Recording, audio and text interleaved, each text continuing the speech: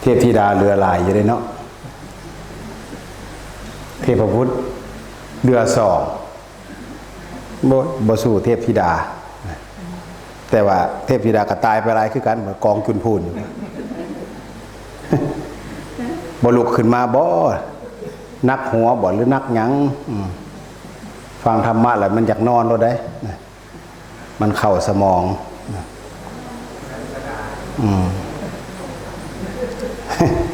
คุณยายหลายๆคนก็คือสิสู้ตายอยู่ดอกเนาะ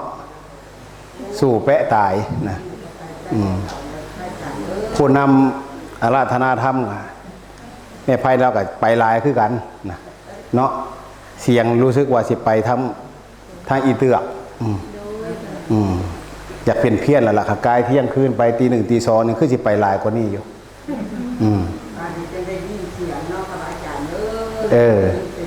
บ่ได้ยินแล้วเขาบ่จับไม้เว้าเนาะขันจับไม้เว้าย่ำไหนได้ยินโลดดังพร้อมนะดังเป็นตาฟังกับใครแน่นะบางทีก็ทั้งจมทั้งป้อยทั้งด่าได้โอกาสนะได้โอกาสเว้ากระทบกระเทียบเปรียบเปยอย่าเครียดอย่าช่างได้ล่ะย่ำเว้าก็ได้บางทีก็เว้าตรงเกินไปบ่อยากเข้าหูก็อเวโลโหมิเนาะยายแต่สุเจ้าย่อมผมสีขาวอาตมาก็ยังอเวโลโหมิบ่ได้เว้าหยังผมธรรมชาติก็ไปย่อมก็บ่ได้เว้าหยังก็แล้วแต่นะแล้วแต่มักนะมันสำคัญตอนที่เฮามานั่งสู่กันบนเวทีนี่แหละมันสำคัญบอกนี่อาตมาก็จากมาซ่าเนี่ยจังหน่อยเพราะว่าติดภารกิจด่วนนะนวดเส้นยังบ่ทันแล้วซ้ำอาราธนาแล้วนะ นวดเส้นในครูบาอาจารย์3 รูปแล้วมื้อนี้นะนวดเสร็จอบยาสมุนไพรพร้อมนะก็เลยอยากเอาเต็มที่อยู่เพราะว่าเริ่มสิล่อยหลอนะล่อยหลอทั้งพระเจ้าพระสงฆ์ก็ล่อยหลอลงไปนะญาติโยมเองก็ล่อยหลอเจ้านั้นก็เลื่อมโยมเลื่อมขึ้นมากระแต้นี่นะเมื่อนะคำเบิดยุคไทยเฮาเมื่อยุคครูบาอาจารย์เมื่อยุคไทยเฮาญาติโยมอยู่นี่กันก็คือสิเลื่อมอาตมาว่าอารัมพบทจะซื้อได้ยังไม่ได้เอามันสิเบิดมันสิซอยลงไปเรื่อยศาสนาเริ่มซอยลงไปเรื่อยเหลือหน่อยลงไปเรื่อยนะสิเหตุแนวใดนะวิธีทางต่อไปเป็นยังจังเอายาสมุนไพรมาอบให้ผู้นั่นผู้นี้ เป็นยังจังฝึกเรื่องยายูกยามารักษาครูบาอาจารย์พระเจ้าพระสงฆ์เป็นยังจังฝึกเรื่องนวดเส้นนวดเอ็นเพราะยังเพราะว่าต่ออายุศาสนาอย่างหนึ่งเพราะยังถ้าครูบาอาจารย์เพิ่นป่วยเพิ่นเป็นเพิ่นมรณภาพจากไปแล้วบ่มีผู้ซ้อยมันก็ยากอยู่ได้เพราะนั้นเฮาก็ต้องเป็นตัวหนึ่งตัวซ้อยตัวหนึ่งคือการต่ออายุต่อสรีระสังขารต่อสุขภาพให้เพิ่นมีร่างกายที่มีประสิทธิภาพอยู่ต่อซ้อยจะลงพระศาสนาบ่ญาติโยมกระโพดทุกปีนั่นแหละถามแม่ไพ่ก็ได้เอามาทุกปีนะพยากอบกับไปเด้อกับบอกทุกปีแต่ปีนี้ยังบ่มีโอกาสได้บอกอบให้พระก่อนแม่ออกจากอบก็อบได้จะเอาตอนตี 3มื้อนี้ก็ได้หรือจะเอามื้ออื่นเช้าตอน6 โมงก็ได้7 โมงก็ได้เพราะว่าโยมกับมานำเนาะโยมตาลูนนี่มาประจำผู้บริการอบยาสมุนไพรเด้อใครอยากอายุมันควายยืนกับเข้าหม้ออบอย่างเดียวนะอบเรียบร้อยแล้วบ่นำใจกระโตลงในหม้อก็ยังได้นะเอาหม้อก๋วยเตี๋ยวใหญ่คุณอาจารย์อันนี้คือเห็นประโยชน์ของเรื่องการซ้อยกันเรื่องอบสมุนไพรกันมันบ่เจ็บแต่แข้งขาดอกย้ายนะไปอะไรมองมันเจ็บหัวใจพุ่นนะไปเห็นผู้นั่นกับบ่ถึกใจผู้นี่กับบ่ถึกใจเนี่ยคู่กับบ่ถึกใจเจ็บใจถอนตัวออกมากับมีบ่อึดบ่อยากแม่นบ่ว้ายบ่ไปแล้วเพราะว่าแต่ว่าไทยเฮาเราท่านบ่เป็นดอกเพราะว่าเห็นทุกปีมาคู่ปีก็เห็นคู่ปีหน้าเก่าๆหั่นละนะบ่คือสิเปลี่ยนหน้ามาจักเม็ดเนาะยาย นั่งอยู่นี่มีไผมาที่แรกบ่นั่งอยู่ใครมาครั้งแรกอยู่นี่ยกมือขึ้นโอ้ยังมี2อยู่เนาะทั้งพุ่นเดมีบ่ใครมาครั้งแรกยกมือขึ้นโอ้3มาทีแรกก็นอนรถบ่ แม่ใหญ่แถวหน้าเป็นนักรบนะผู้มีเกียรติแล้วก็เป็นผู้มีเกิบนำนะงานใดงานนั้นนั่งหน้าแพ้แว่รถนั่นอันนี้เฮ็ดจนชินเฮ็ดจนเป็นนิสัยนะเฮ็ดจนเป็นแบบอย่างเป็นตัวอย่างให้ลูกหลานเป็นตัวอย่างแบบอย่างให้บุคคลอื่นที่ได้เข้ามาเห็นนั่งอยู่จนฮอดแจ้งบ่มีหนีบ่มีถอยบ่มีไปนอนแม่นบ่ยายแม่นบ่บ่แม่นบันไดตีแน่คือเฝ้ายอมรับสารภาพไว้แท้อาตมาอุตส่าห์ยั่วอยากให้อยู่ต่อ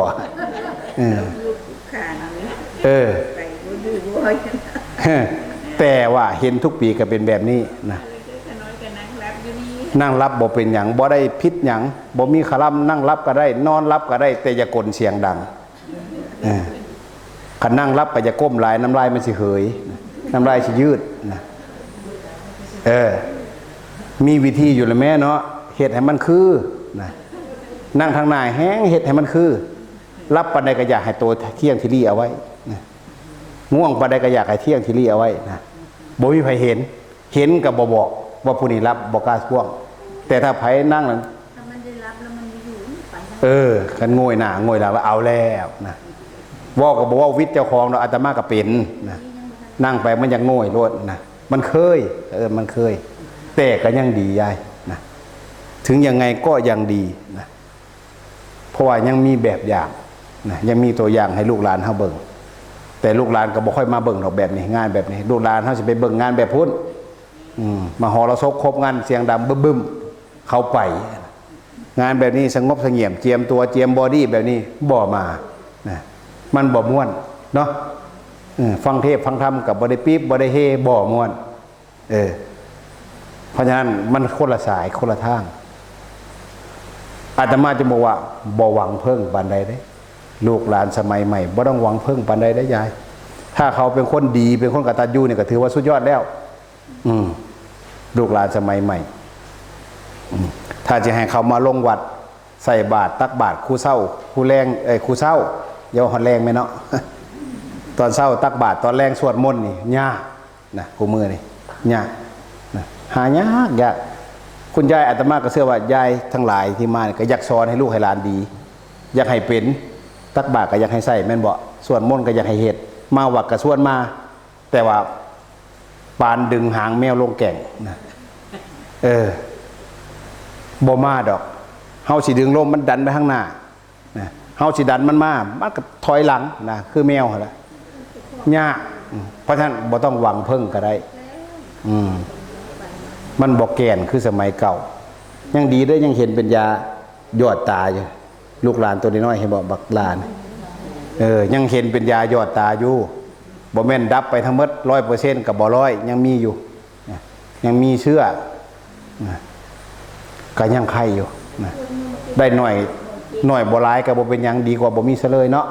ใช่แม่นหยังก็อย่าได้ยินครูบาอาจารย์ว่าเพิ่นขึ้นก่อนๆเนี่ยเพิ่นว่าโอ้ไม่ออกหลายได้ประมาณ50 60เพิ่นได้ว่าซั่นว่าแม่นบ่ยายหรือเพิ่นไปเบิดแล้วจังเหลือซำนี้ฮะเพิ่นไปเบิดแล้วบ่เหลือซำนี้ล่ะนี่น้อยบ่หลายตายบ่เบิดกองก้นกูดปูดซุมื้อแล้วก็มีมันยากเลยนะผู้ที่อยู่นี่มีแต่ผู้บ่ธรรมดาเนาะบ่เป็นคนปกติสมเจ้านะนั่งอยู่นี่บ่เป็นคนปกติถ้าคนปกติเขาไปนอนเบิดแล้วแต่คนปกติเขาก็บ่มาสมเจ้าเนี่ยผิดสังเกตผิดปกติเด้อคันเมื่อฮอดบ้านฮอดเฮือนกันเขาเว้าใส่เจ้ากันแนกกันแหนสมเจ้านี่ว่าโอ้ยไปวัดไปว่าไปเอาบุญสุนทานมาแคนส้นแคนแอวขอแคนส้นแคนแอวไปน้ำแน่เจ้าอย่าเครียดเขาเด้อเพราะสมเจ้ามันเป็นคนบ่ปกติ จำไว้นะไม่ปกติถ้าปกติจะเป็นเหมือนเขา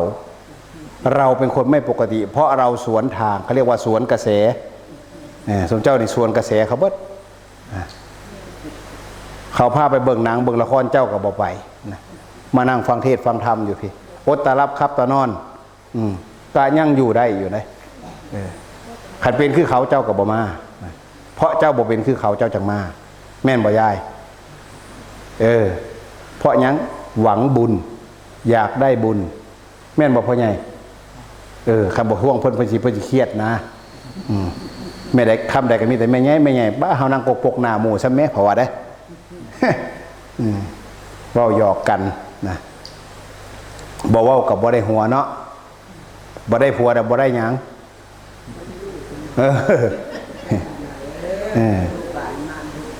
อันนี้เว้าเบื้องต้นซื่อๆดอกยังบ่ได้เข้าเรื่องเข้าราวทักทายตามภาษาย่านสุเจ้ารับเบิด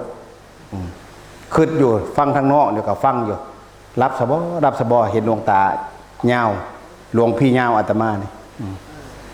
เพิ่นขึ้นมาก็เสียงค่อยลงแท้ลิบลี่หอยตายไม่ออกตายคักๆว่ะรับเบิดคักๆว่ะคิดว่าบัดองค์ก่อนหน้าเพิ่นใส่มันเพียงคักอาตมาว่าไม่ออกสิตาเลือกขึ้นแบบนี้ล่ะฟังนำบ่ทันแม่นบ่ไม่ออก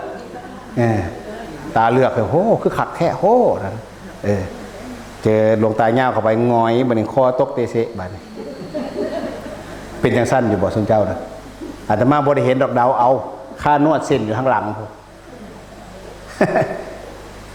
อันนี้ก็ว่าแซวว่าหยอกกันนะเป็นครูบาอาจารย์เคารพนับถือกันนี่ละนะอาตมาก็ติดปากเอิ้นหลวงพี่ซื่อๆนะจริงๆก็เป็นครูบาอาจารย์เคารพนับถือกันนะ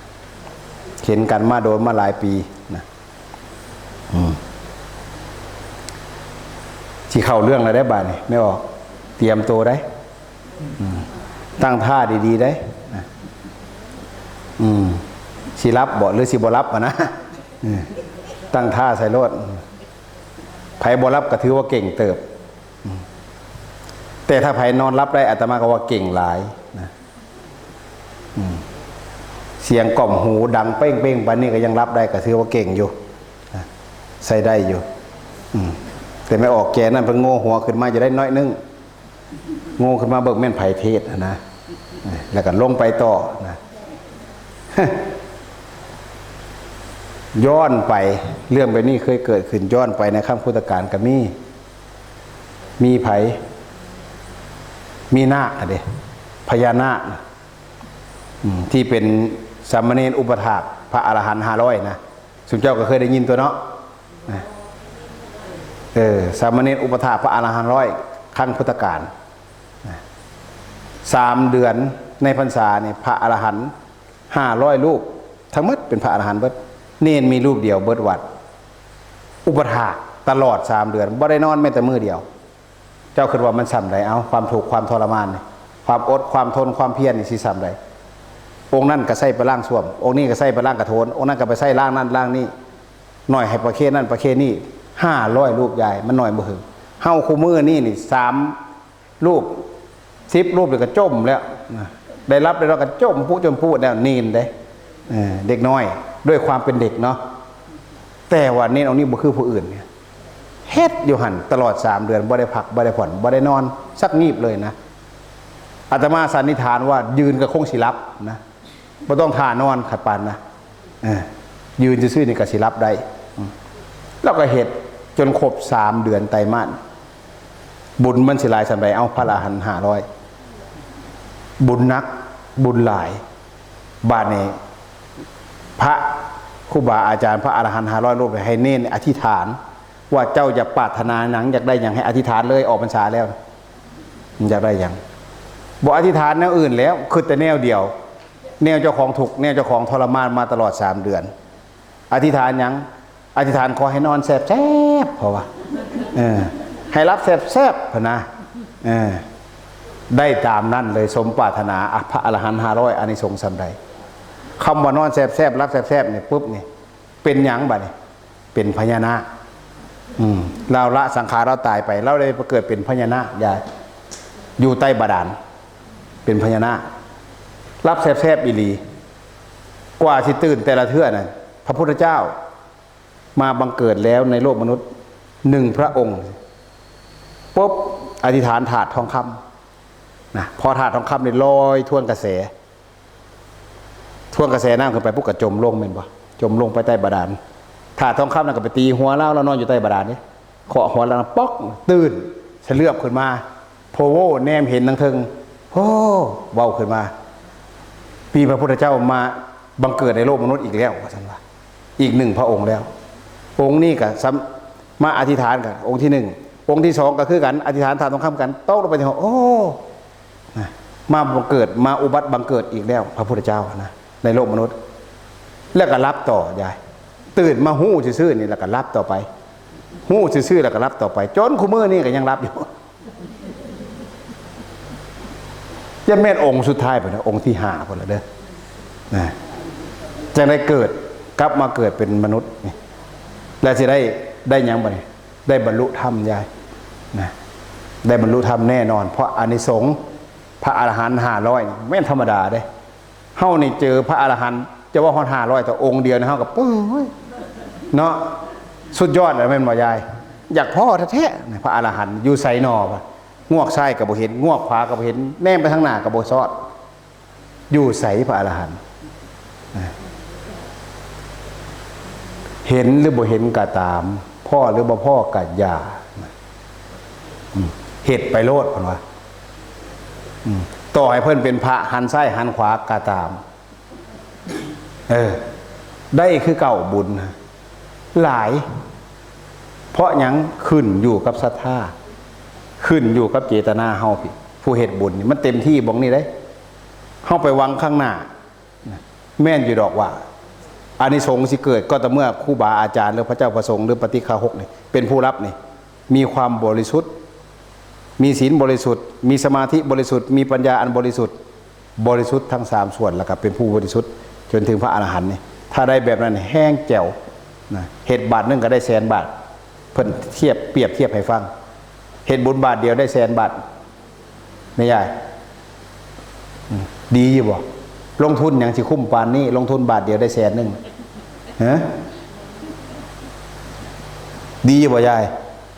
ตำหมากปกๆอยู่นะฟังธรรมไปพร้อมเคี่ยวหมากไปน้ำมันละม่วนคืออย่างนี้ลงทุนบาทเดียวได้100,000วันนี้ไหมโอ้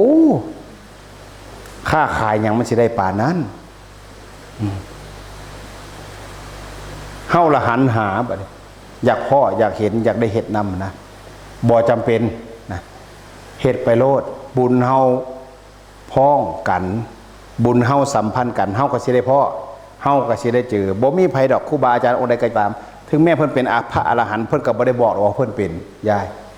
บ่มีเพิ่นบ่บอกหรอกเพราะฉะนั้นเฮาเฮ็ดไปโลดมีความเชื่อมั่นมีความศรัทธาเต็มเปี่ยมเฮ็ดไปโลดได้แท้ๆหันซ้ายขวาขวาก็ได้คือเก่ายาย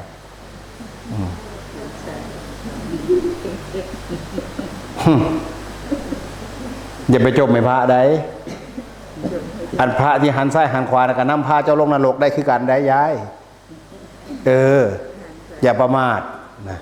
ทำดีก็ได้บุญขึ้นสวรรค์ได้คือกันเฮ็ดบ่ดีตำหนิพระสงฆ์นะลงนรกคือกันอานุภาพหรืออานิสงส์แห่งนี่ธงชัยของพระอรหันต์คือผ้าเหลืองผ้ากสาวพัดนี่บ่แม่นธรรมดาฉะนั้นเฮ็ดไปโลดได้แน่ๆได้แน่นอนต่างกันที่มากหรือน้อยแค่นั้นนะแต่ได้แท้นะก็ได้เคี่ยวมากคือสิคักมายายเนาะแซวนะนกอีเอียงกินหมากโพให้แซวเสียงบ่มีตัวห้องแซวห้องตัวเดียวเบิดหมู่แม่นไผฮะพระบ่หรือสุมเจ้าสุมเจ้าเคยได้ฟังอยู่ตัวอาจารย์สมภพประเทศดูเรื่องนี้เพิ่นก็เปรียบเทียบได้คือเลยเนาะคนโบราณนี่เปรียบเทียบได้คืออยู่แซวห้องตัวเดียวเบิดหมู่เพิ่นว่า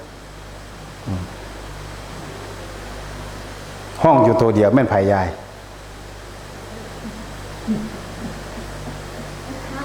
พระบ่นั่งอยู่เป็นกระบอกบ่ปากบ่ติงเนี่ยเนาะ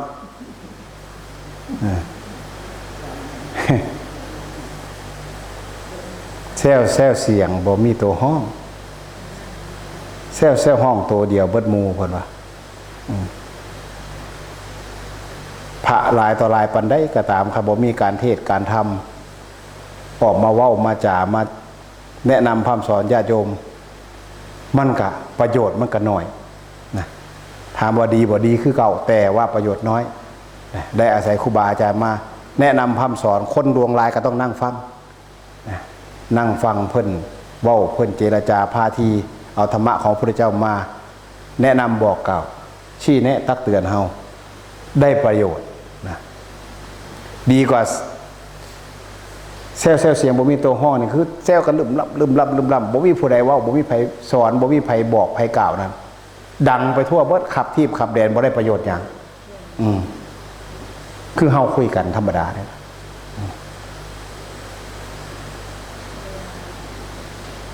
หนาวอยู่บ่หนาวอยู่บ่หนาวบ่พ่อใหญ่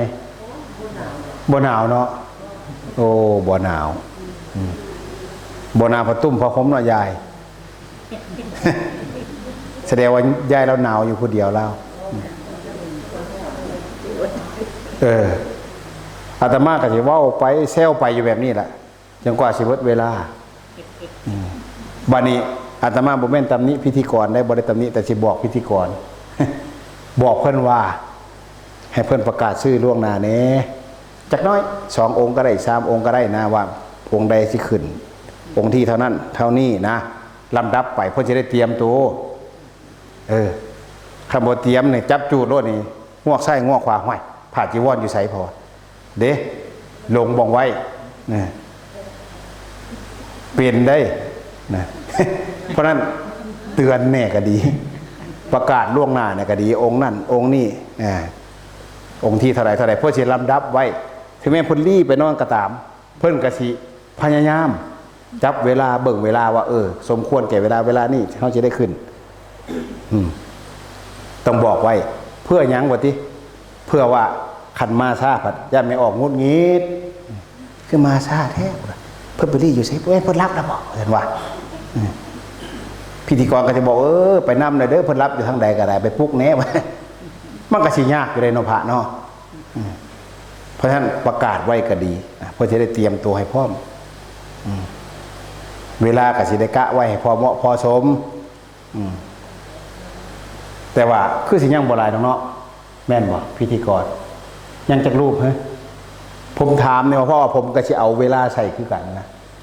สิได้หาบอกลงได้ง่ายคันว่าเรือลายผมก็สิอยู่โดนๆจักน้อยอย่างสินะความหมายเรือ2บ่อาจารย์ทองอยู่กับไผอาจารย์น้อมนั่นตอนนี้ขออนุญาตเบิ่งเวลาก่อน 1:11 นาทีเอาละบัดนี้เวลานี้เป็นของสีแล้วบัดนี้ 1:11 นาทียายอาจารย์น้อมเพิ่นว่าบ่หลายดอกชั่วโมงนึงเอาอาจารย์ทองอยู่นี่เท่าใดก็ได้บ่มีปัญหาอาตมาก็หลายๆก็บ่ได้มีปัญหาในจักหน่อยนะหน่อยลายก็บ่เป็นน้ำจิ้มอีกนะหาบ่งลงได้ง่ายเนี่ยเอาละประมาณได้แล้วบาทยังอารัมภบทอยู่ได้ยายยังบ่ได้เริ่มต้นได้หูจักเวลาแบบนี้แห้งเต็กเขาเรียกว่าเตะถ่วงเวลาให้ครูบาอาจารย์บ่ต้องเหนื่อยหลายบ่ต้องเมื่อยแห้งลุกแล้วบ่ยายเอาบาดใกล้แล้วได้เวลาแล้วล่ะคันลุกแล้วปลุกได้ผลเว้าสู่กันฟังนะเว้าสู่กันฟังเอาได้บาดเลยเว้าไป10 กว่านาทีเนาะสิเอาแต่น้ำบ่หรือสิเอาแต่เนื้อไม่ออกบ่อยากกินน้ำต้องกินตอนอย่างเดียวได้ผู้บางคนกินตอนยันคาคอเอาแต่น้ำก็ได้กันเปล่าวะเจ้าเอาทั้งน้ำทั้งตอนบ่ โอ้คือสิเลือกได้แท้พระนี่สิว่าได้เนาะน้ำกับตอดมันคลองคู่กันกินเนื้อลายมันแค้นคอกระตักน้ำใส่น้ำสดน้ำลงไปมันก็เป็นสีวะวะเป็นสีคล้ายๆอยู่ได้หมายถึงสาระอาสาระนะสิ่งที่เป็นสาระคือเป็นเนื้ออาสาระคือเป็นน้ำบอกเป็นประโยชน์ปานใดนะเป็นน้ำเพราะฉะนั้นเอาทั้งสาระเอาทั้งอาสาระเนาะเอาเตรียมตัวฟังเตรียมตัวรับบัดนี้เด้อรับแข่งกันยาย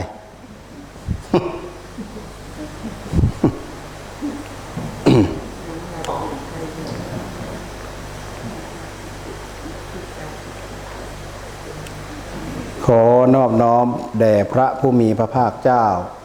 พระองค์นั้นด้วยเสียงเกล้าขอนอบน้อมแด่พระธรรมขอนอบน้อมแด่พระสงฆ์ขอถวายความเคารพแด่ท่านพระอาจารย์ถนอมเตชะธรรมโม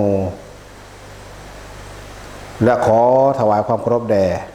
พ่อแม่ครูบาอาจารย์คณะสงฆ์ทุกรูปทุกองค์ขอเจริญพรเจริญธรรมญาติโยมอุบาสกอุบาสิกาทุกท่านทุกคน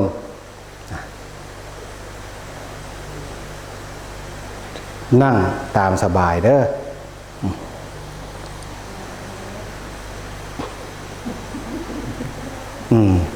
ข้าบอกนอนตามสบายคือสิบ่มีผู้นั่งคุณยายก็เคี่ยวหมากตามสบายเด้อยายเด้อบ่เป็นหยังยายมันพ่งใส่หมูกับพ่อนะนำหมากนะ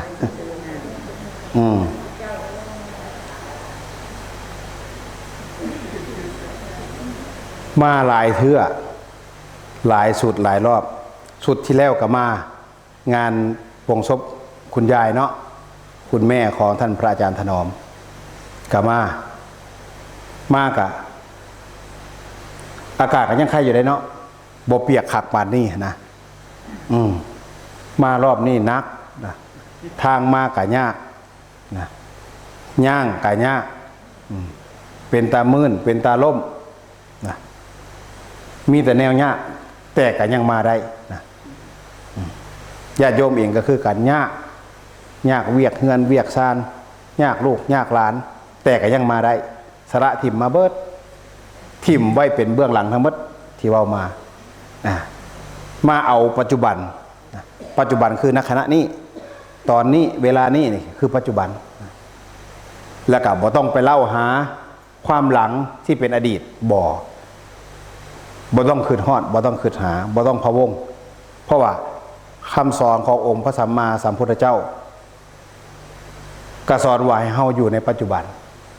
นะให้เฮาระลึกรู้ในปัจจุบันบ่ต้องเอาอดีตมาพะวงแล้วก็บ่ต้องสงสัยไปในอนาคตนะให้อยู่กับปกติปัจจุบันของเฮานะฉะนั้นแล้วไผเหตุให้อยู่ในปัจจุบันได้ผู้นั้นก็สิมีความเป็นปกติและก็มีความสุขเป็นปกติแต่ถ้าออกนอกปัจจุบันแล้วคิดไปในอดีตที่เคยผ่านมาแล้วคิดไปในสิ่งที่ดีมันก็กระชุ่มกระชวยหัวใจมีความสุขคือกันแต่ถ้าคิดย้อนกลับไปเจอสิ่งที่บ่ดีเป็นสิ่งที่เฮาหลงหรือว่าสิ่งที่เฮาเฮ็ดไปแล้วด้วยเจตนาก็ดีบ่เจตนาก็อย่ามันก็เฮ็ดให้เฮาเกิดความเศร้าโศกเสียใจได้เกิดความอาลัยอาวรณ์ได้อยากกลับไปแก้ไขซึ่งในความเป็นจริงมันก็เฮ็ดบ่ได้บ่สามารถแก้ไขยังได้เลยแม้แต่ความดีและความบ่ดีก็ตามในอดีตบ่สามารถแก้ไขได้นะฉะนั้นจึงต้องละอดีตทิ่มอดีตไว้เบื้องหลังนะอนาคตภายภาคหน้าเฮาก็บ่ฮู้บ่สามารถกำหนดได้ว่าเฮาสิเป็นแบบใดแต่เฮาก็สามารถกำหนดได้ว่าเราจะทำให้ดีที่สุดเท่าที่จะทำได้คือทำอย่างทำปัจจุบันให้ดีที่สุดอนาคตจะจัดสรรหรือจัดตัวของมันเองด้วยอำนาจบุญกรรมหรือสิ่งที่เรากระทำในปัจจุบันนี้จะเป็นเครื่องกำหนดชะตาชีวิตกำหนดอนาคตของเราต่อไปเพราะฉะนั้นเบิ่งคนบ่ต้องไปเบิ่งในอดีตเบิ่งปัจจุบัน ชั่วร้ายปานใดก็ตามในอดีต แต่ปัจจุบันเนี่ยเขาทำดี เราก็ต้องให้เกียรติให้โอกาสเขา เพราะว่าเกิดจากการกลับเนื้อกลับตัวกลับใจนะมันก็สิดีทันทีเพราะว่าเปลี่ยนทางทัศนคตินะเปลี่ยนทางจิตวิญญาณ เปลี่ยนเป็นจิตใจใหม่ เปลี่ยนเป็นคนใหม่ ทัศนคติใหม่ปรับตัวเองให้เป็นสัมมาทิฏฐินะทิฏฐิที่ถูกต้องดีงามนะอันนั่นแหละเป็นสิ่งที่ดีและเป็นสิ่งที่เราสามารถกำหนดได้สามารถยังเหตุได้ในปัจจุบัน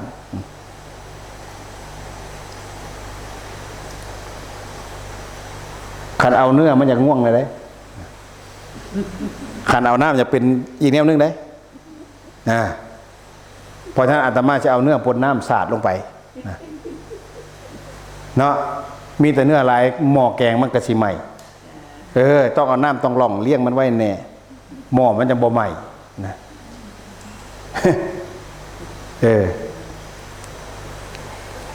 คุณยายฟังมาหลายกันธรรมะมันเข้าหัวกะเข้าใจได้ดอกนะนั่งไปมันก็สิขอบคุณค่ะขอบคุณค่ะเข้าใจแล้วค่ะประมาณนี้แหละไผก็เป็นได้นะแต่ก็บ่เว้นเรื่องพิษอย่างดอกที่เว้านี่อาตมาเซลนี่ก็จะให้เป็นบาปเป็นกรรมเด้อเซลซื้อ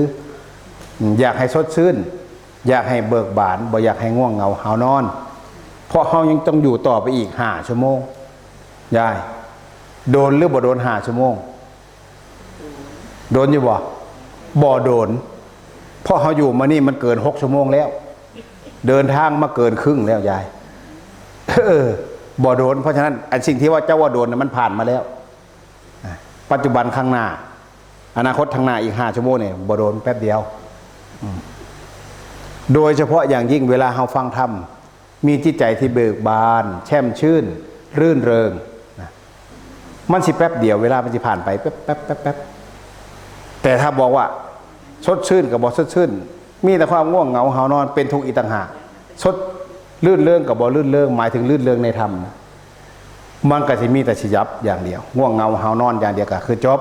มันสิโดนบัดนี้เวลานะเวลาของคนมีความสุขกับเวลาของคนมีความทุกข์ในแตกต่างกันซึ่ง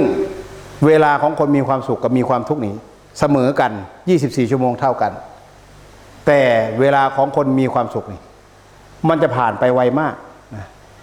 เพราะอย่างคนมีความสุขมันจะบ่มีอย่างมาบีบคั้นหัวใจแม่นบ่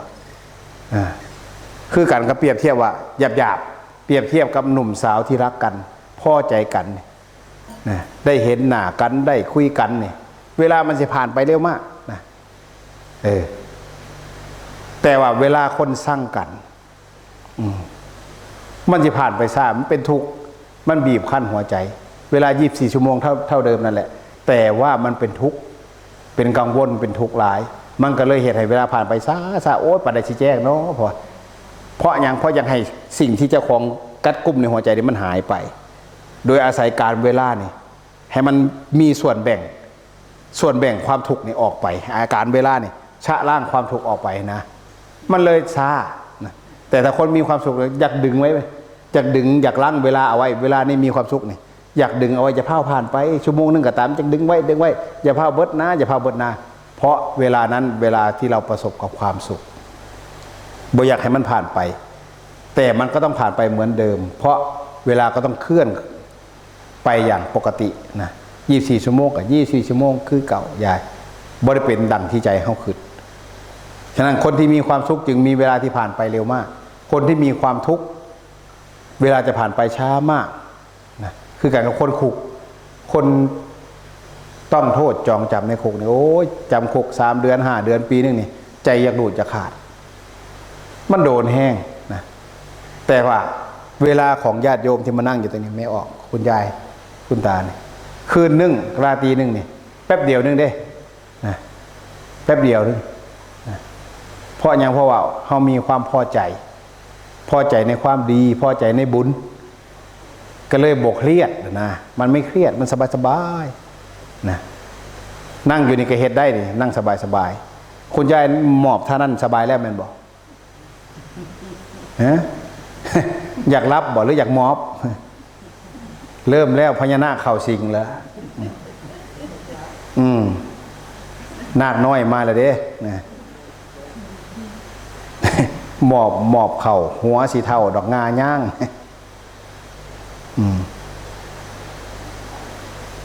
หาแนวอ่อยไว้ที่ล่ะอ่อยใจเจ้าของเนาะยายคุณยายในพระกหาแนวอ่อยไว้เพิ่นเอาขมากอ่อยไว้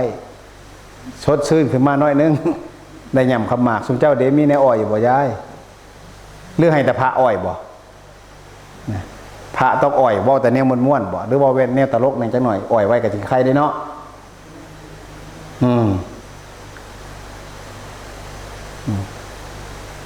มันก็เป็นตาม่วนเป็นตาสนุกสนานอยู่ดอก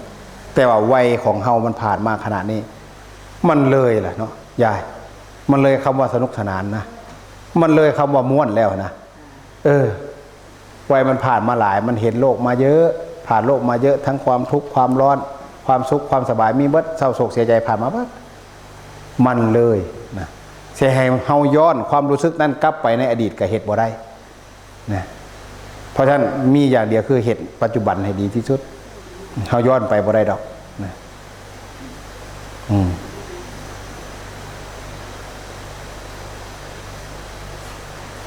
นี่ผู้มีเกียรติมีศักดิ์ศรีนั่งแบบมีเกียรติรับแต่ก็บ่ให้ฮู้นะบ่ให้ฮู้ได้ทางนอกดั้งเที่ยงที่รีบทางในมิดจัดยังแต่บ่ได้กลเท่านั้นละใจจริงเขาบอกแค่ค่าเกรงใจกับสิกลอยู่นะเอาอดเอาอาตมาว่าบ่เฮิงดอกเต็มที่กับชั่วโมงนี่แหละเนาะขึ้นตอนจังโมงย้ายอาตมาขึ้นตีหนึ่งพอดีบ่จะเบิ่งเวลาอยู่บ่ยังบ่ลงได้ยังนะท่วงเวลาให้ครูบาอาจารย์ซะก่อนนะเข้าเนื้อน้อยๆนึงเนื้อหาสาระน้อยเดียวนั่งอยู่น้ำกันนี่เฮาบ่ฮู้ดอกว่าไผเป็นไผเฮาบ่ฮู้ดอกว่าไผบุญหน่อยไผบุญหลายไผมีกรรมหลายเฮาบ่ฮู้นะและก็บ่จำเป็นต้องไปฮู้เรื่องของคนอื่นนะให้เฮาเบิ่งเจ้าของนั่งอยู่ในกับพิจารณาเจ้าของเอานอนอยู่ในกับพิจารณาเจ้าของคือกันส่วนเจ้านอนกับพิจารณานะหูนี่มันทำงานของมันตลอดถึงแม้เฮาสินอนอยู่ก็ตามมันก็ทำงานได้ยินแต่เฮาสิฟังบ่แค่นั้นล่ะนะหูน่ะมันได้ยินแต่เฮาสิฟังบ่ใจเฮาน่ะสิฟังบ่คันใจบ่รับฟังน่ะมันก็ดับไปก็ขึ้นรับเลยลึกนะเข้าลึกเรียบร้อยรับเลยบ่ฮู้เรื่องหยังบาดนี่แต่ผู้ลางคนผัดอยากลุกขึ้นมาอยู่อยากมานั่งฟังอยู่แต่เกรงใจแอวเจ้าของนั่งมาโดนแอวพัดปวดขากระจังหัวกระนักเกรงใจก็เลยนอนเหยียดนอนฟังนี่แหละพอนอนฟังก็ดีอยู่ได้ยายอาตมาอยากถามแน่บัดนี้ญาติโยมนั่งอยู่นี่ผู้ใดเคยอยู่เฮือนอยู่ซ่านเจ้าของไผเคยเปิดธรรมะฟังก่อนนอนแล้วก็นอนรับเบิดคืนเปิดธรรมะเบิดคืนมีบ่ยายไผเคยเห็นยกมือขึ้นผู้เดียวบ่สองคุณยายเคยเห็นหรือบ่เปิดธรรมะฟัง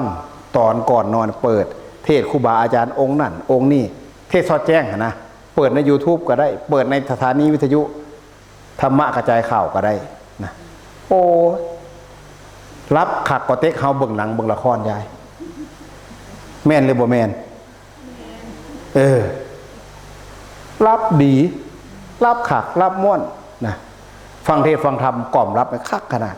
แต่เมื่อใดก็ตามเฮาเบิ่งละครเบิ่งทีวีเปิดไว้ซอดแจ้งคือกันเฮานอนรับบ่สนิทยาย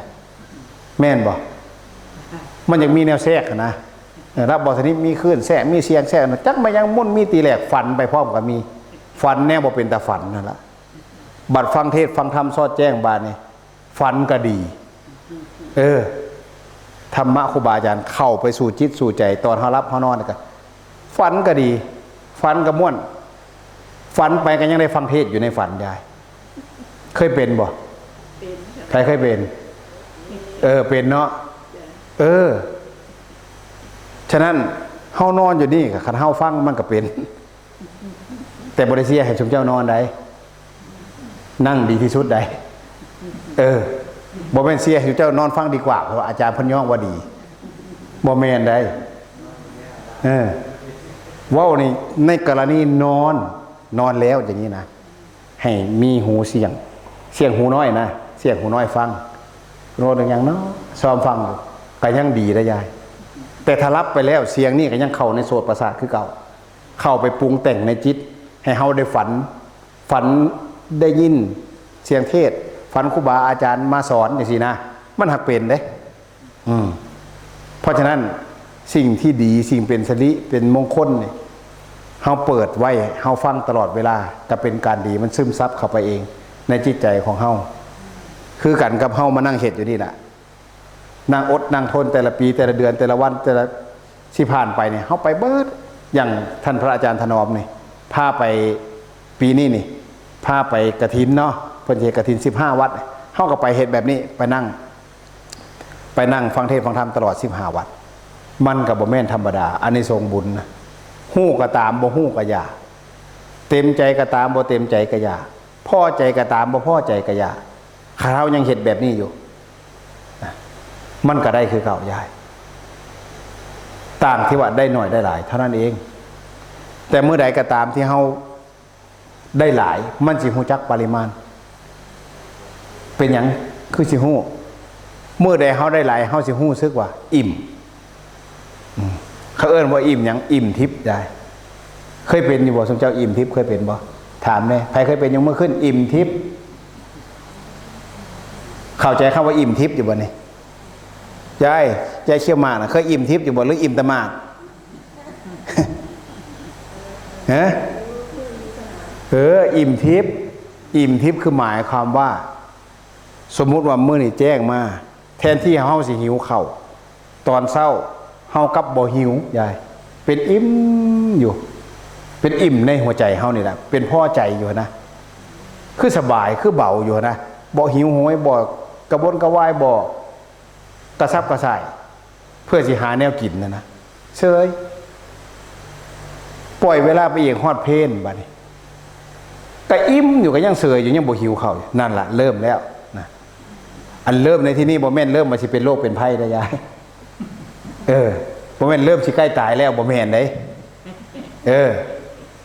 มันพิษมันแปลกก็จริงเริ่มแล้วคือเริ่มสิเห็นอานิสงส์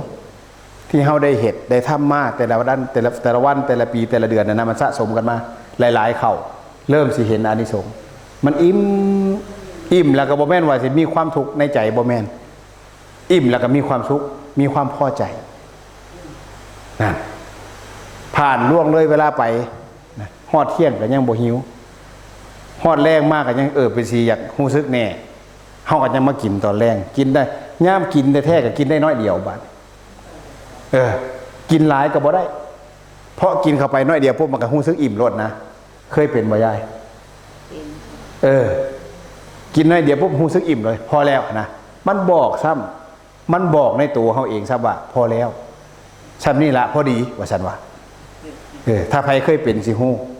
นะพอดีเป๊ะเลยเบิดมือกับบ่เป็นหยังบัดนี้บ่เป็นหยังคือหมายความว่าเบิดมือกับบ่หิวเบิดมือท้องใส่กับบ่อืดบ่เฟ้อบ่เลอะบ่เปรี้ยวนะเบาอยู่เบิดมือนั่นล่ะเริ่มเห็นอานิสงส์แล้วเริ่มอิ่มทิพย์นะเฮ็ดนักๆเข้าบัดนี้เบิดมือก็อยู่เบิดมือก็ได้เด้เฮ็ดงานกุ่นๆเบิดมือก็บ่เมื่อยอีกบัดเพราะหยังใจพี่คือบุญมันเริ่มเต็มบุญมันเริ่มแสดงให้เห็นในใจเขาแล้วว่ามันสิแสดงปรากฏการณ์แบบนี้เด้ออันดับ1อันดับ2อันดับ3นะจะอิ่มไปนี่ละนะคำว่าพื้นนั่งสมาธิสมัยตะกี้ตอนที่ยังบ่เกิดสภาวะเรานี่ไงนั่งกับพลิกพลิกไปพลิกมาเจ็บขาแหมประเดี๋ยวกับขางไฟขากระแหมก้นกระแหมหัวกระปวดไหล่กระตึงหลังกระงอมีบัดสารพัดที่เป็น แต่พอเกิดสภาวะนี้แล้วนี่บ่เปลี่ยนยายนั่งก็สบายเบาอยู่เจ็บกับบ่เจ็บแหมกับบ่แหมปวดกับบ่ปวดหลังกับบ่งอยืดขึ้นได้หัวกับบ่ปวดอ้าวเริ่มแปลกแล้วแปลกในตัวเจ้าของนี่ละนี่มันเริ่มสิดีเด้ขันไผเป็นแบบนี้เริ่มดีๆแต่ว่า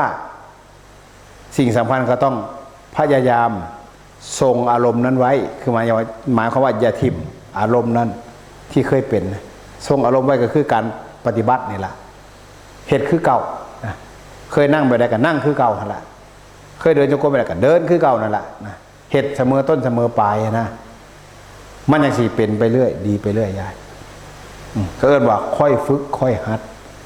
มันยังสิค่อยเป็น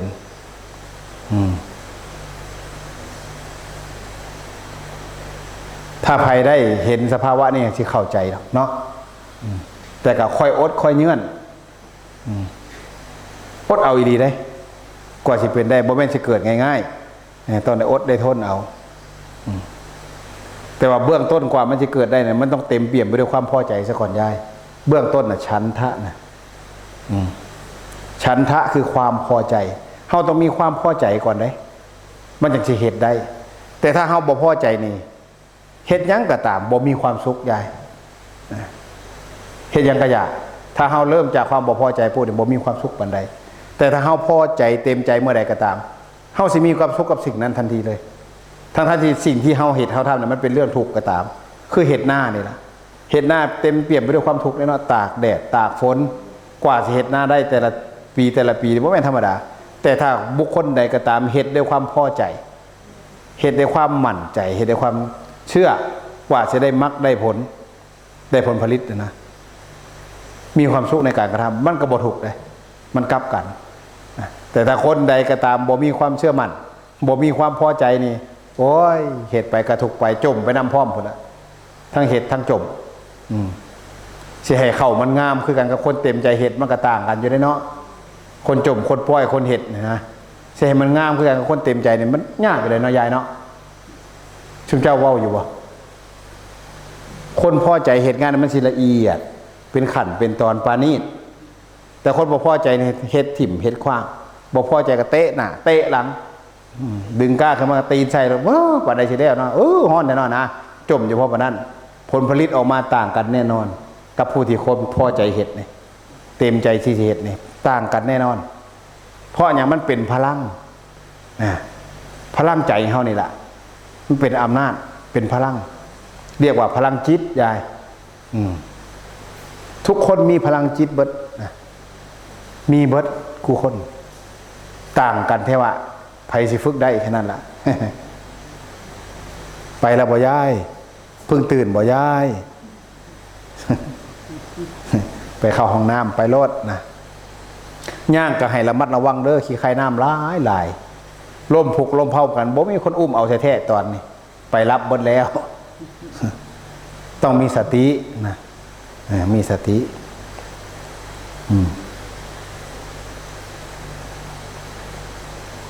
ฉะนั้นเหตุยังกระตามต้องเริ่มต้นจากความพอใจก่อนถ้าเขามีฉันทะมีความพอใจมันก็เริ่มต้นได้ดีนะอันที่สองคือวิริยะนะมีความเพียรมีความพยายามอยู่นะบ่เศร้าง่ายๆนะบ่ล้มเลิกง่ายๆนะเพียรสู้ส้นอยู่หันนะมันก็เป็นข้อดีอันที่สองสุมเจ้ายืนนั่งอยู่นี่ก็คือกันเริ่มต้นจากความพอใจมาแต่บ้านแต่เฮือนแล้ว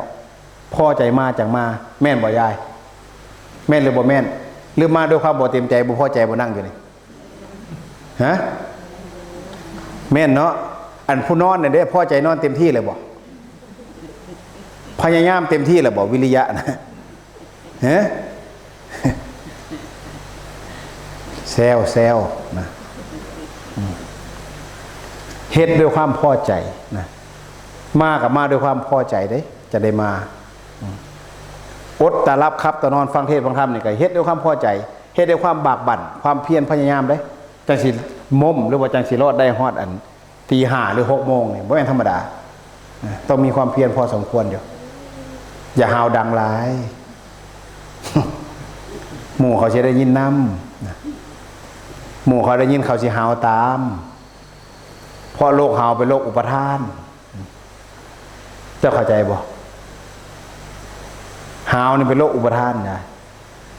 สมมุติอาตมาจับไม้เว้าอยู่นี่อาตมาหาวใส่ไม้ปั๊บสุนเจ้าสิหาวนำเลยเชื่อหรือบ่เชื่อเป็นมาแล้วยายหาวนอนนี่คือโรคอุปทานผู้นึงหาวผู้ที่สองสิคือรถจักไปยังเข้าแทรกกันไว้ติดเสื้อกันไว้เสื้อหาวนี่ผู้ลางคนหาวเท่าเดียวบ่พอ3หาวห้าวรถนะเป็นคนจีนยายอย่าเป็นเด้ออย่าหาวค่อยๆง่วงนอนไปได้ก็ให้อดเอาเหยียดขาแล้วบัดนี้หาแนวพิงเลยเนาะยายเทิงบัดนี้ก็เอิ้นเทิงนะเอาโลดตามสบายนะโอ้สบายโพดมั่งทางซ้ายผมก็นอนขับแท้ อย่านอนย้ายอย่าห่มผ้าหันหลังให้ละหันต้องจวาดเอาไว้ได้ยายข้าสั้นสิบรอดได้ครูบาอาจารย์เมื่อคืนมาเทศอีกนอนกันเบิดแล้วเนาะอาตมาขึ้นมาจวาดได้นี่บ่แม่นว่าสมเจ้าหาวเป็นบ่แม่นว่าสมเจ้าง่วงเป็นบ่แม่นสมเจ้าอยากนอนเป็นยาคู่คือการนั่งกันแนมกันเบิกได้ว่าเพิ่นก็ง่วงคือกันเพิ่นก็อยากหาวคือกันเพิ่นหาอดเอาเวียนหัวบ่ อยากเอาหัวลงบ่ยายโอ้ข้าเอาหัวลงนี่เศร้าเวียนแล้วแม่นบ่ยาย โอ้ยเนาะวาสนาข่อยเอ้ยเทศไปก็มีแต่ไม่ออกอยากนอน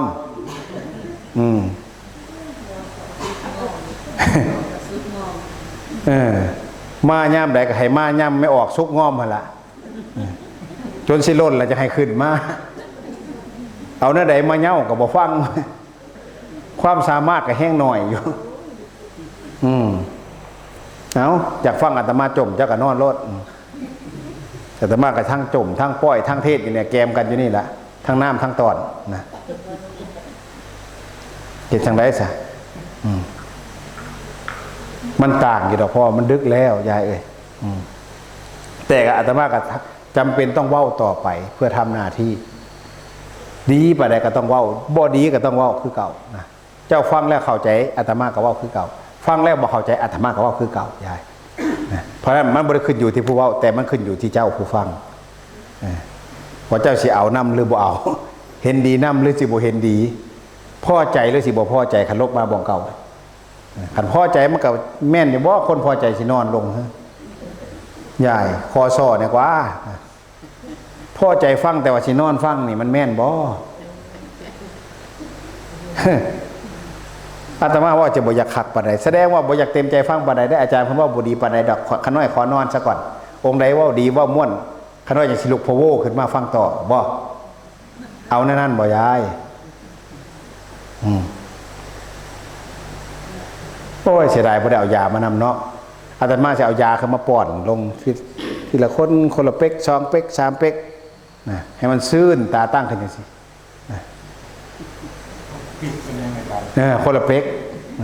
เอาบ่ยายจะเอามาให้เป๊กเอาบ่สมซื่อหมอยาจะได้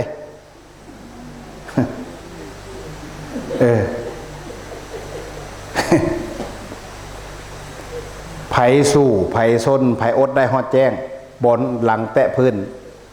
บ่โง่ยบ่ล้มมื้ออื่นเช้าไปเอาของดีก็อาตมาวงเล็บต้องบ่โง่ยบ่ล้มได้หัวบ่แตะพื้นได้อาตมาจะให้พระองค์แจกพระ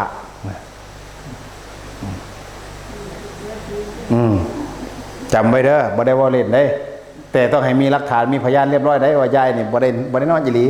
บ่แม่นว่านอนจนหัวแปรแปดตื่นมาจนตาตูบตาโปยังแห่ขี้ตาไปเอาน้ำอาตมาบ่ให้ได้ ต้องบ่ได้นอนอีหลีนะแต่เอาโลดเดี๋ยวเอาให้แน่นอนนะให้เพื่อหยังนะให้เพื่อเป็นกำลังใจนะของครูบาอาจารย์เพิ่นดีบ่ดีแท้ล่ะนะแต่ให้เพื่อเป็นกำลังใจนะให้สู้ให้อดให้ทนให้มีความมานะบากบั่นพยายาม อีก4 ชั่วโมง5 ชั่วโมงนี่เอาเบิ่งดูแต่ก็เชื่อว่ามีหลายคนอยู่สิได้นะง่วงปานใดก็ตามบ่ให้เอาหลังแตะพื้นง่วงปานใดก็อย่าบ่ให้เอาหัวลงหมอนได้เอาให้เด้อจำไว้มื้ออื่นเจอกันนะ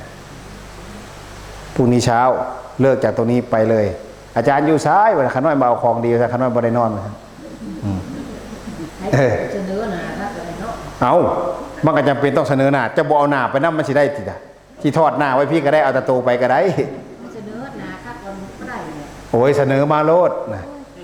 พระเว้าคักปานนี้เจ้าบ่อยากเสนอก็แล้วแต่นะไปความหมายของยายคืออยากให้อาตมาเอามาแจกอยู่นี่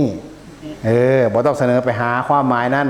ให้อาจารย์มานั่งถ่าแจกอยู่นี่โลดขน้อยบ่นี้ไปใส่ดอกความหมายเพิ่นบ่ไปยังดอกอาตมาก็สิไปเอาสักงีบนึงหั่นนะบ่ได้เอาเปรียบได้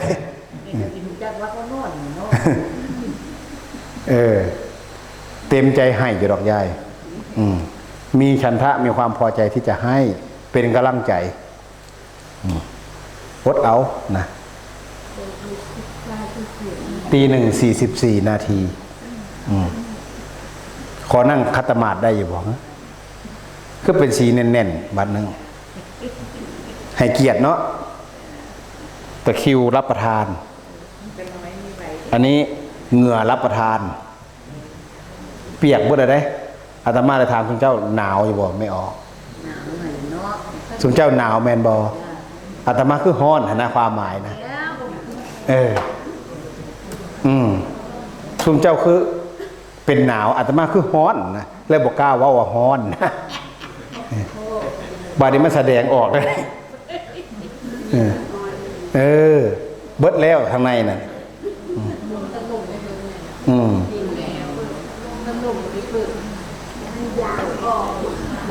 ขาก็เป็นตะคิ้วโอ้ยเฒ่าแล้วมีเบิดเนาะยายเอ้ยขออนุญาตบาดคำเด้อคัตมาดนะจักหน่อยบ่แม่นแอคอาร์ตบ่แม่นสิเฮ็ดมันเท่ดอกบ่มันเป็นตะคิ้ว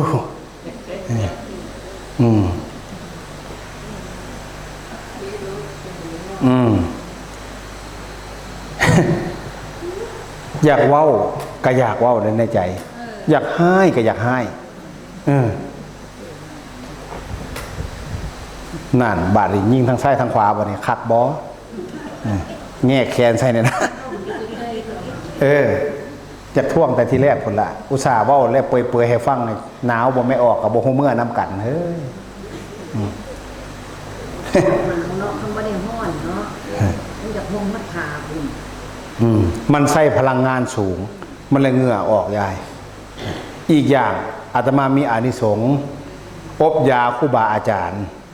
เพิ่นบ่เต็มใจเพิ่นบ่พอใจสิเข้าอาตมาก็ดึงแขนลากแขนเข้านะอาจารย์จะรู้ที่เพิ่นเทศไปนั่นล่ะอาตมาไปคอร้องวิงวอนยังบ่พอดึงแขนไปอาจารย์ไปอบยาห้อยมันแม่นบ่เราอะมันเป็นหน้าหนาวไข้อยู่ได้เราอะ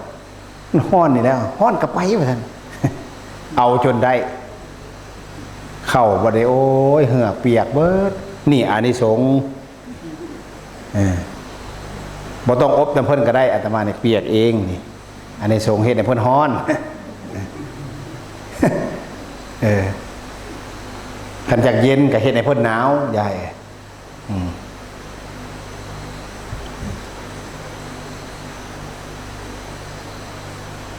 เมื่อกี้นี่ว่าไปฮอดวิริยะฉันทะนามาวิริยะนะความบากบั่นความพยายามสู่อดสู่ทนนี่แหละเป็นความเพียรของเฮาวิริยะนะข้อที่3ขาดบ่ได้จิตตะนะจิตตะนี่คือเอาจิตใจของเฮานี่ฟักใฝ่นะฟักใฝ่เรื่องใดเรื่องหนึ่งนั่นแหละฟักใฝ่ที่จะเรียนรู้นะบ่ปล่อยวางภาระนะเอาใจใส่ไว้ง่ายเป็นคนเอาใจใส่เอาใจสอดส่องในกิจที่ทำคิดยังกระตามงานยังกระยาคันเฮาเอาใจใส่ปุ๊บงานสิออกมาดีบ่นึกว่าสิมาว่างระเบิดกันไล่ลงแต่ว่าตุ่มๆตามๆบ่ได้พาขี้ตื่นอยู่เนาะ มาแค่นี้ โยบ่ได้ว่าไผเด้อคันตกใจก็ได้ตัวปุดคือกันแหละนะบ่มีท่าลงได้ยามลงบ่ได้สงวนท่าทีจักเม็ดแหละ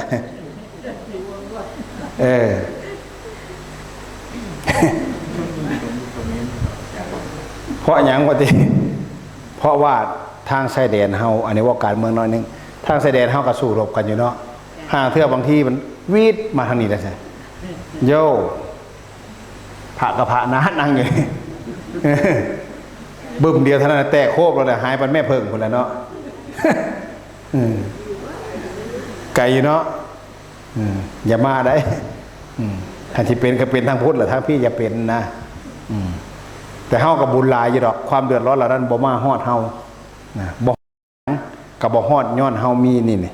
สิ่งที่เราทำอยู่ตรงนี้นี่ทำตามคำสอนของพระพุทธเจ้านะเฮ็ดบุญก็เฮ็ดคักให้ทานนะเฮ็ดคักอยู่นี่เขตเฮานี่ให้ทานก็ให้ปีคักถ้าว่า12เดือนก็คือ12เทศกาลนั่นละคักรักษาศีลก็ว่าคักในซุมเฮานี่มารักษาศีลก็ว่าคักเทวดาเขาก็ชื่นชมยินดีนำอนุโมทนาบุญนำสนั่นพันพื้นยายสมเจ้าเฮ็ดภาวนาก็ว่าคักเติบคักซ้ำใดคักซ้ำเฮาเฮ็ดได้นี่ล่ะรับปันใดก็บ่ล้มนะสู้นะอดสากัดแขวใส่ว่าขอโทษขออภัยกัดแขวยุ่งก้นใส่รถนะบ่หนีบ่เศร้าบ่ถอยนะนี่ก็ว่าคักเนี่ยเพราะนั้นคักบด3อย่างสมเฮาเฮ็ดเขตเฮาจึงห่างไกลพยันอันตรายนะห่างไกลสิ่งที่สิมาก้ำไกลให้ชีวิตวิญญาณเฮาได้เกิดความทุกข์ความเดือดร้อนนะเพิ่นปัดป้องไว้ให้ไผปัดป้องบุญเฮาส่วนหนึ่งเทวดาเฮาอีกส่วนหนึ่งเทวดาประจำตัวเฮาเทวดาประจำบ้านประจำเมืองประจำวัดประจำว่าเพิ่นกับปกป้องรักษาให้เฮาเขาเรียกว่าคุ้มภัยย้อนหนังย้อนว่าเฮาเฮ็ดคักเป็นผู้ปฏิบัติธรรมคักทานศีลภาวนาครบเลยนะท่านเฮาก็เลยสิบ่เกิดความเดือดร้อนแบบนั้นส่วนมากโซนที่เป็นทางพุ่นนะส่วนมากเขาบ่ได้มาซุบแบบนี้คือเฮาได้บ้านเมืองเขาแม่นอยู่เฮ็ดบุญกับเฮ็ดคือกันแต่มันต่างกันนะต่างกันปฏิบัติธรรมเขาก็มีบ้างเล็กๆน้อยๆจะไปซ้อมมึงเด้อประเภทนี้แต่ละบ้านบ่คือกันแต่ว่ามาโซนเฮานี่โซนทางนี้มานี่อีสานเหนือนี่นะเขตนี่นครพนมสกลนครมุกดาหารขึ้นมานครพนมสกลนครบึงกาฬอุดรก็เรือน้อยคือกันแต่ก็มีอยู่แต่โซนนี้สินักแน่นแน่เพราะว่าคืออาจารย์เพิ่นพาไปนั่นแหละ15วัดเดือนนึงทอดกฐินก็ต้องไปเฮ็ดแบบนี้รักษาศีลนั่งเจริญสมาธิภาวนาเนี่ยมันโอ้โหบ่ธรรมดามันได้หลายยายฉะนั้นน่ะมันจึงเป็นของหนักเป็นของใหญ่นะที่เฮาเฮ็ดนี่เทวดาเพื่อกับอนุโมทนาปกปักรักษาคนประพฤติปฏิบัติธรรมแบบเฮาบ่ทุกข์บ่ยากยายเอ้ยทุกข์ยากอยู่แนวเดียวนั่นล่ะไม่หยังยายทุกข์ยากอยู่แนวเดียวเฮานั่งอยู่ไม่ออกฮู้จักสิบ่ทุกข์ยากแนวเดียวคือหยังเพราะใหญ่ฮู้จักบ่ทุกข์ยากแนวเดียวหลายท่านหลายคนเคยอาจสิคิดคือกันกันไว้รับเป็นไงแก่แล้วนะรับเสยบ่สาธุฟังเทศก็รับเนาะทุกข์ยากในเดียวคือหยังทุกข์ยากในเดียวคือชื่อเลขย่ำใดก็บ่ถูกแม่นหรือบ่แม่นยายคันลงไปปั๊บนี่ชื่อเลขถึงปั๊บเลยนี่มาเลื่อมกว่านี้อีกวัดนี่คนที่เที่ยวมานะเที่ยวมาเฮ็ดนำปฏิบัตินำโอ้ยายน่ะเพิ่นไปฟังเทศน์ฟังธรรมได้อยู่ได้ถึงเลข50,000ยายน่ะไปได้100,000ยายน่ะไปได้เป็นล้านถึงเลขวันที่1โยไผสิบ่มายายความหวังเกิดทันทีมาเอารางวัลที่1ยายแม่นบ่ถึงจะไผซื้อเลขในอยู่นี่ใครถูกหวยบ้างยกมือขึ้นก็ซื้อจักยานก็บ่ถูกแล้วนั่นบ่เคยซื้อนะถือจะน้อยยายเนาะนักปฏิบัติธรรมไม่ซื้อหวยเพิ่นว่า แต่ที่ซื้อนะเพราะจำเป็นบริซื้อย้อนอยากซื้อเพราะความจำเป็นเพิ่นอ้างจำเป็นอะไรโอ้ยลูกหลานมันมาขายลอตเตอรี่กันมันบ่เบิดมันเหลือหน่อยก็ให้ซอยกะซอยนะบ่เป็นซื้ออยากย้อนอยากได้อยากถือเลขดอกหักซอยลูกหลานเป็นคนมีเมตตาเพิ่นว่าซื้ออะไรก็บ่ถือแม่นบ่นั่นล่ะนักปฏิบัติธรรมของแท้เพิ่นบ่ให้ยึดมั่นเพิ่นบ่ให้ยึดติดเพิ่นบ่ให้คาดหวังกับเลขกับเบอร์ให้มาเอาบุญบ่ได้ให้มาเอาเบอร์แต่ว่าในใจลึกๆอยากได้อยู่นะใจลึกๆอยากได้อยู่แต่ว่ามันก็สิได้อยู่ผู้สิได้ก็ได้นะได้แล้วเราได้เขามีบุญพอแล้วมันก็สิได้อยู่เพราะฉะนั้นเฮามาปฏิบัติแบบนี้อย่าปรารถนาอยากได้เบอร์บ่ต้องปรารถนาอยากได้เลขดอกเอาบุญซะก่อนเลขจังสิมาทีหลังได้บุญแล้วเบอร์จะตามมายายไม่ใช่เบอร์อย่างเดียวนะเบอร์เลอร์นะยายแม่นเบอร์น้อยๆนะเบอร์เลอร์นะบุญมันเต็มบุญมันใหญ่แล้วมันสิได้หลายความหมายเฮ็ดไปเรื่อยๆบ่อยากได้ก็สิได้เขาสิมายื่นใส่มือบ่ต้องไปซื้อบ่ต้องไปขอบ่ต้องไปหาเขาสิมายื่นใส่มือเจ้าเองมือมันพร้อมแล้วบุญมันเต็มได้เบิดใหญ่เพราะฉะนั้นการที่มาเนี่ยเฮาตั้งใจของเฮาให้บริสุทธิ์พุทธผ่องวางใจให้เฮาบริสุทธิ์มาเอาบุญกับมาเอาบุญแท้ๆนะเฮ็ดให้ใจเจ้าของบริสุทธิ์มันจังสิได้แล้วก็ได้แบบบริสุทธิ์พร้อมเด้อยายหัวแดงอยากได้อยู่ซื้ออยู่บนเลขเจ้าน่ะยายหัวแดงรับแหละมีจะค้นในหัวแดงรับเลยได้เห็นเราทำท่าเราคือฟังเลยได้บัดเอิญใส่รับเห็ดเชยเตเวอร์อยู่แสดงว่ารับในยายกับบอติเราเนาะมันทึกถามเพื่อให้มันซื่นให้มีสติลบมาหรือยังยายหัวแดงยังบ่มาอยู่สตินะ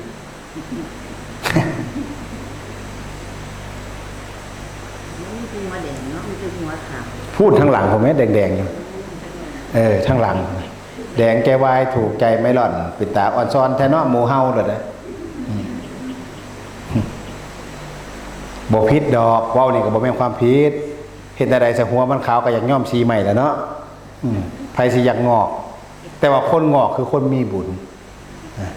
ไผผมงอกเต็มหัวผู้นั้นบุญหลายแม่นหรือบ่แม่นยายแม่นบ่พ่อใหญ่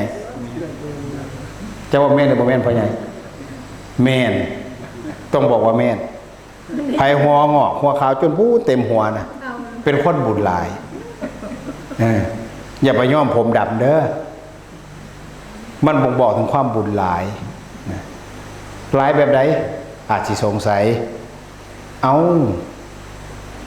หลายบอกว่าคันเจ้าหัวบ่งอกปานนี้อายุเจ้าก็คือสิบ่ยืนปานนี้นะที่เจ้าหัวงอกบนหัวเพราะเป็นน้ำอายุเจ้ามันยืนอยู่โดนนั่นแหละคนมีบุญหลายกับชีอายุยืนอยู่โดนยายงอกกับงอกขาวงอกงามใช่ได้บ่มีดำแซมจักเส้นยายอันนี้ว่าความจริงนี่ขาวก็ดีแล้วผมบ่ต้องไปอายไผมันเป็นธรรมชาติงามโดยธรรมชาติบ่ต้องไปแต่งเติมมันดอกทำใจของเฮาให้หลับมันได้เขาเรียกว่าธรรมชาติของสังขารทำใจยอมรับให้ได้ผู้ละคนบ่ได้งอกแต่หัวคิ้วก็งอกโยมพอออกบางคนก็งอกข้อหนวดปานฤาษีโยมอุปถากอาตมาเนี่ยช่างเขางอกบ่เขาก็งอกผมก็งอกบ้าบุญหลายอดีตชาติเขาคงสิเป็นฤาษีมาก่อน เด้อให้ยอมรับธรรมชาติลบมาของเก่าได้บัดนี้ไปหลายเรื่องฉันทะวิริยะจิตตะผ่านไปได้อันสุดท้ายวิมังสาวิมังสาคือหยังถามยายไพเนาะวิมังสาอันสุดท้ายคือหยังตอบแล้วแม่อ้าวรับอีกแล้วรับแล้วว่าวิมังสาข้อสุดท้ายคือหยังโหนะรูปร่างรูปตาแสดงว่ารับ วิมังสาข้อสุดท้ายมันติตรองพิจารณาเห็นยังกระตามเอาสิ่งเหล่านั้นมันติตรองพิจารณาเบิ่งแยกแยะแยบคายเพิ่นว่าคันมี4อย่างนี้แล้วดีเบิดโยมทำอะไรก็สำเร็จหมดเขาเรียกว่าอิทธิบาท4ธรรมะของพระพุทธเจ้าเรียกว่าอิทธิบาท4ฉันทะวิริยะจิตตะวิมังสา4อย่างถ้าใครมีในตัวมีในใจปฏิบัติตามเหตุตามอยู่ใน4ข้อนี้ทำอะไรสำเร็จหมดเพราะว่าอิทธิบาท4คือคุณเครื่องแห่งความสำเร็จ4อย่างถ้าไผขาด4อย่างนี้เหตุยังก็ตามไม่สำเร็จได้ยาก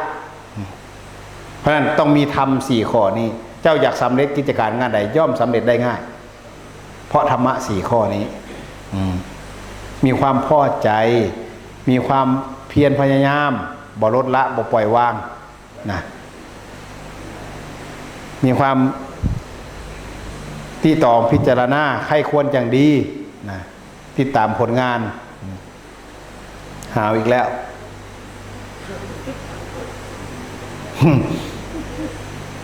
โลกอุปทาน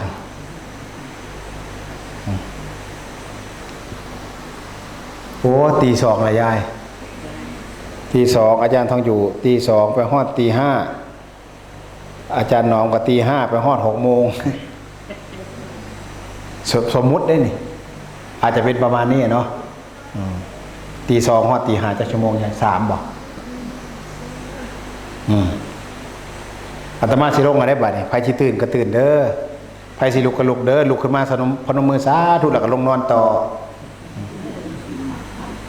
บ่ต้องเอาอย่างหลายดอกคืนนึงนะเอาขึ้นมาสาธุแล้วก็นอนเพิ่นสิลงก็สาธุแล้วก็นอนอีกนะ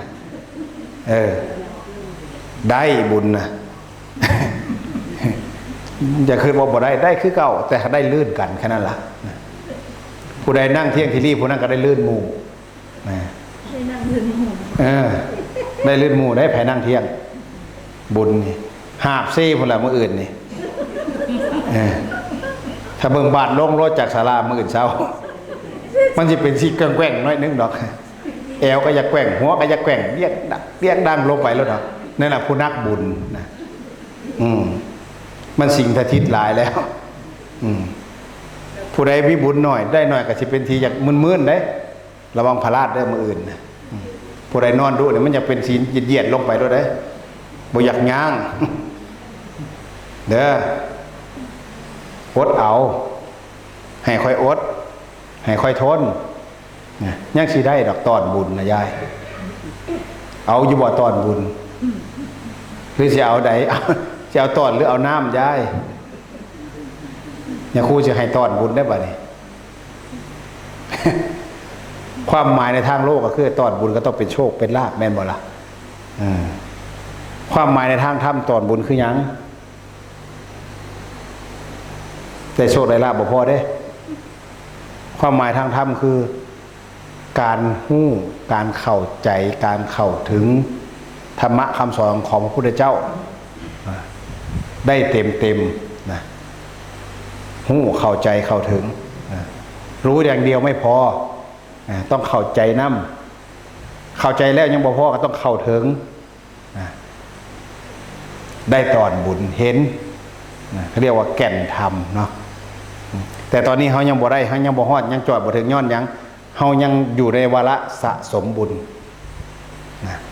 สะสมบุญนำสะสมแก่นธรรมนำสะสมความรู้ความเข้าใจในธรรมสอนของพระพุทธเจ้านำไปเรื่อยๆเมื่อใดก็ตามมันแก่มันถึงวาระมันแก่แล้วบ่แม่นแก่เท่าเด้บ่แม่นแก่เท่า แก่ในที่นี้คือแก่ความดี แก่บุญ บารมีเต็มแล้ว มันจะเข้าถึงบาทมันให้พ้นแล้วมัน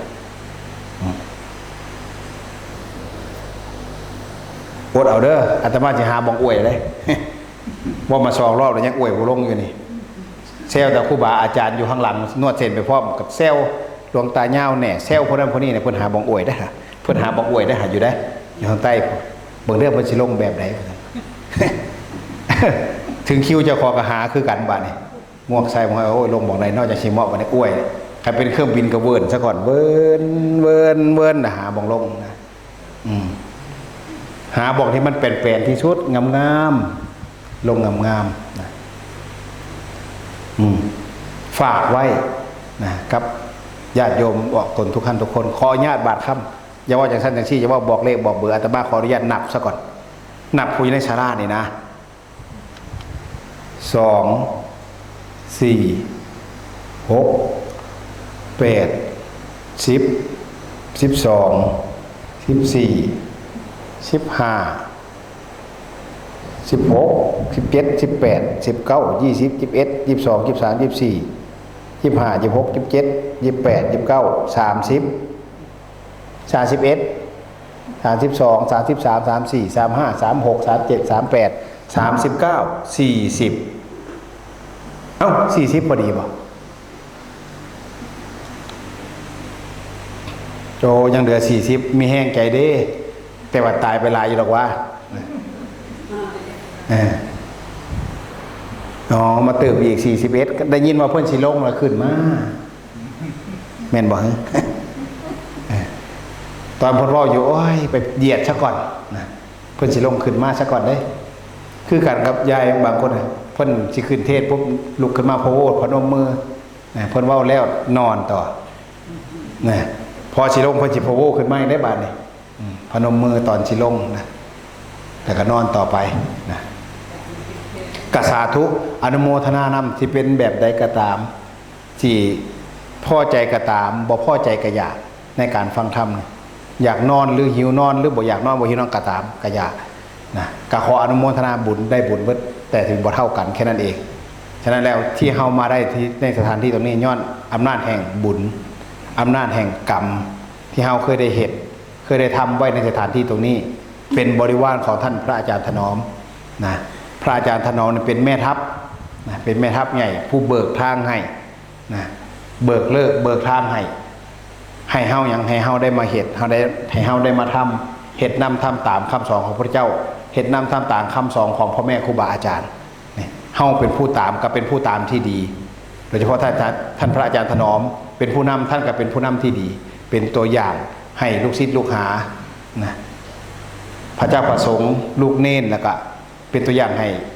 ญาติโยมออกตนญาติโยมทุกท่านทุกคนได้เห็นนำทำตามได้เอาประเพณีอันดีงามที่ท่านพระอาจารย์เป็นแกนนำเลยล่ะสืบทอดต่อไปบ่ให้เบิดบ่ให้ขาดบ่ให้สูญ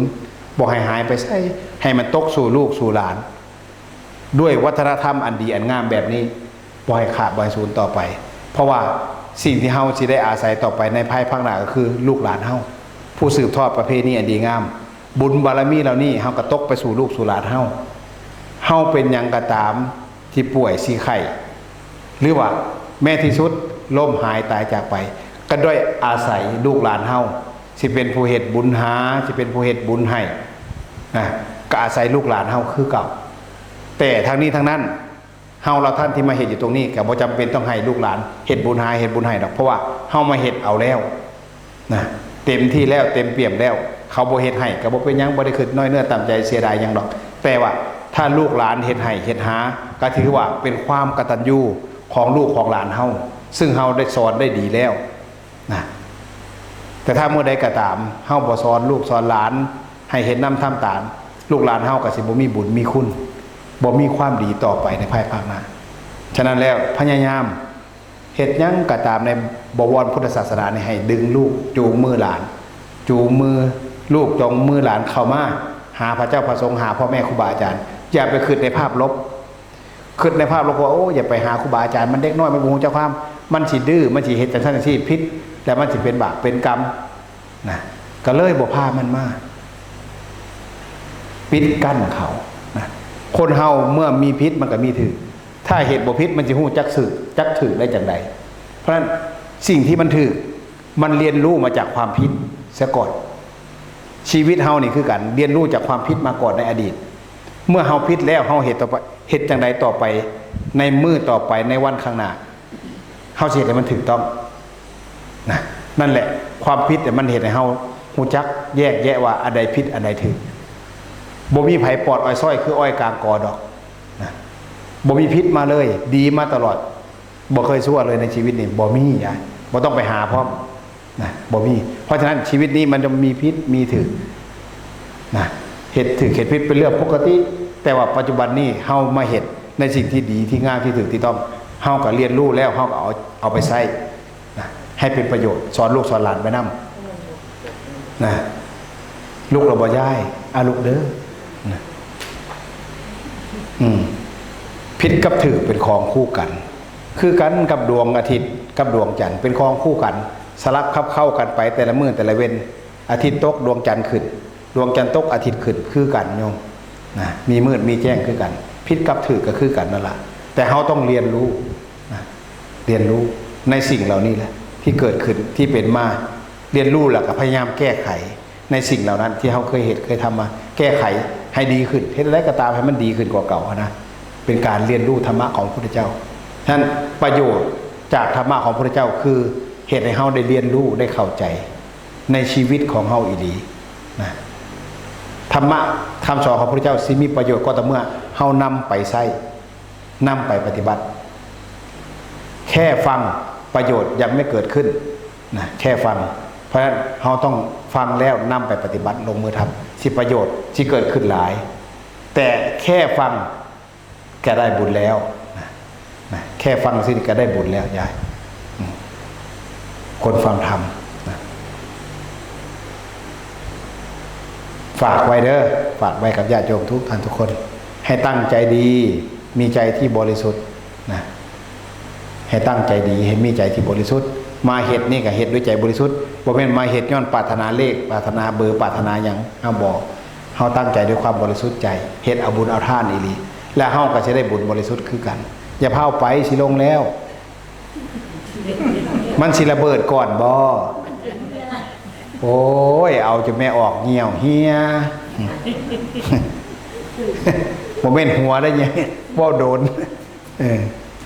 เอาก็ขออนุโมทนาบุญนำเด้อกับทุกท่านทุกคนนั่นแหละที่ได้มาเฮ็ดมาทำเฮ็ดนำทำตามพ่อแม่ครูบาอาจารย์เฮาบ่ต้องไปยกไปย่องคนอื่นหรอกยกย่องคุณพระรัตนตรัยคุณพระพุทธคุณพระธรรมคุณพระสงฆ์ยกย่องสรรเสริญพ่อแม่ครูบาอาจารย์เฮานี่ที่อยู่ใกล้ตัวเฮานี่เพิ่นเฮ็ดดีแล้วถูกต้องแล้วให้เฮายกย่องเพิ่นบ่เป็นบาปแม้แต่นิดเดียวการยกย่องพ่อแม่ครูบาอาจารย์เฮาถือว่าเป็นบุญนะเป็นบุญเป็นกุศลนะฉะนั้นแล้วอย่าเห็นคนอื่นดีกว่าพ่อแม่ครูบาอาจารย์เจ้าของอย่าเห็นคนอื่นดีกว่าพ่อแม่เจ้าของเด้อนะเพราะฉะนั้นให้มีความกตัญญูกตเวทีกับพ่อแม่เจ้าของกับพ่อแม่ครูบาอาจารย์เจ้าของดีแล้วถูกต้องแล้วเฮ็ดไปโลดบ่มีทางล่มจมนะบ่มีทางศูนย์บ่มีทางเสื่อมสูญไปจากพระธรรมคำสอนของพระพุทธเจ้าแน่นอนนะสิเป็นผู้มีแก่นมีสารมีประโยชน์และมีสาระเข้าถึงธรรมของพระพุทธเจ้าแน่นอนตราบใดที่เฮาเฮ็ดถูกเฮ็ดต้องเฮ็ดดีเฮ็ดงามก็ขออนุโมทนานำวันนี้ขอนั่งแจบพิคางนะสุดท้ายนี่เด้อขออ้างอิงเอาคุณพระศรีรัตนตรัยมีคุณพระพุทธคุณพระธรรมคุณพระสงฆ์คุณงามความดีบุญญาบารมีของพ่อแม่ครูบาอาจารย์ของไทยเฮาเราท่านทุกท่านทุกคนได้มารวมกันเป็นตบะเป็นเดชะเป็นพระวะเป็นปัจจัยเป็นอุปนิสัยธรรมส่งให้ท่านทั้งหลายมีความสุขกาย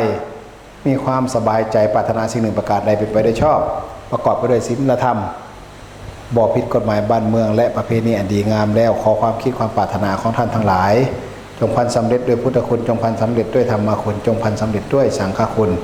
ด้วยกันทุกท่านทุกคนทุกประการเถิด